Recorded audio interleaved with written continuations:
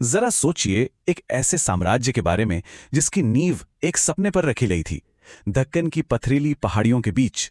ये कहानी है उन योद्धाओं की जिन्होंने उस वक्त की सबसे बड़ी ताकत को चुनौती दी और हमेशा के लिए इतिहास का रुख ही बदल दिया। चलिए मराठा साम्राज्य के जबरदस्त सफर को शुरू से समझते हैं।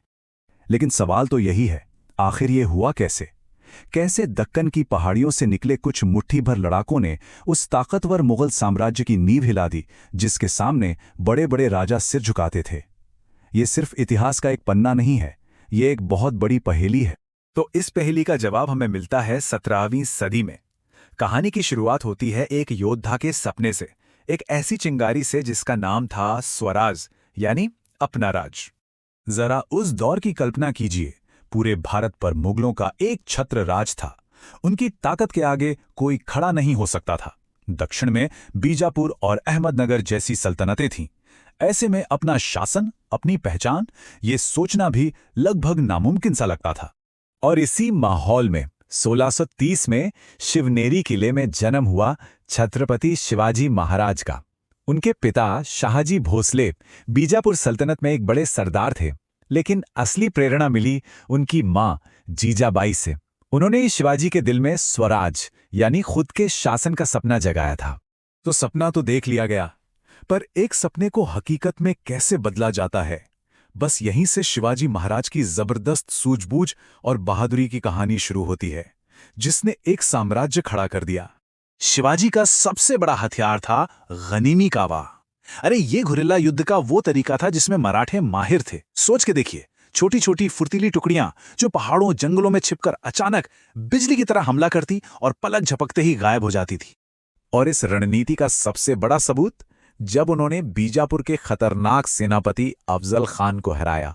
ये एक ऐसी जीत थी जिसे सब नामुमकिन मान रहे थे, एक ऐसी जीत जिसने रातों रात इतिहास का रुख मोड़ दिया। और फिर सालों के संघर्ष के बाद वो ऐतिहासिक साल आया जिसने उस सपने को एक पहचान दी। वो साल था 1674।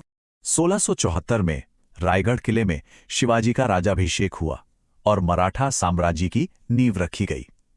लेकिन देखिए, वो सिर्फ एक महान योद्धा नहीं थे, वो एक कमाल के शासक भी थे। उन्होंने बनाया अष्टप्रधान यानी 8 मंत्रियों की एक काउंसिल, जिसने इस नए साम्राज्य को एक मजबूत बुनियाद दी। शिवाजी के जाने के बाद साम्राज्य ने शुरू में बहुत मुश्किलें झेलीं, लेकिन फिर एंट्री हुई पेशवाओं की, जिन्होंने इस साम्राज्य को उसकी बुलंदियों तक पहुंचा दिया। शिवाजी के बाद भी लड़ाई की आग जलती रही। उनके बेटे संभाजी महाराज ने बहादुरी से मुगलों का सामना किया, लेकिन औरंगजेब ने उन्हें पकड़कर मार डाला। एक पल को लगा जैसे सब कुछ खत्म, पर ऐसा नहीं हुआ। उनके बाद राजाराम महाराज और फिर रानी ताराबाई ने मोर्चा संभाला और अगले 27 साल तक लड़ते रहे। और फिर 1707 में औरंगजेब की मौत ने मुगल साम्राज्य को बुरी तरह कमजोर कर दिया।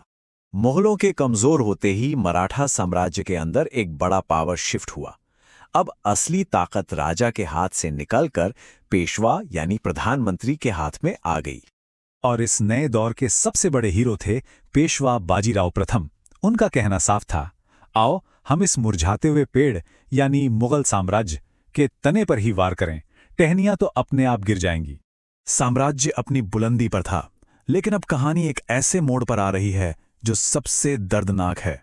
एक ऐसी जंग जिसने सिर्फ मराठों का ही नहीं बल्कि पूरे हिंदुस्तान का भविष्य तय कर दिया। पानीपत की तीसरी लड़ाई। तो इस महायुद्ध में आमने सामने थीं 2 बड़ी ताकतें।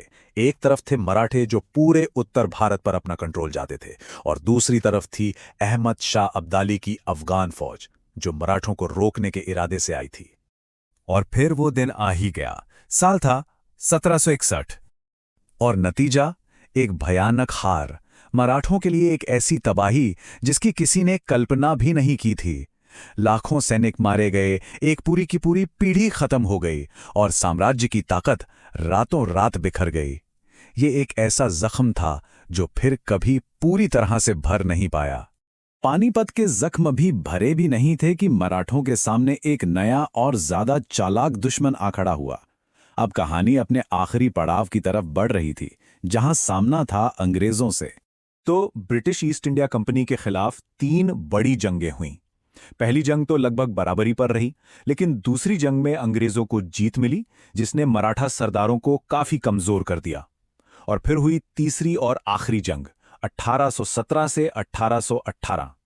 ये मराठा ताकत के ताबूत में आखिरी कील साबित हुई।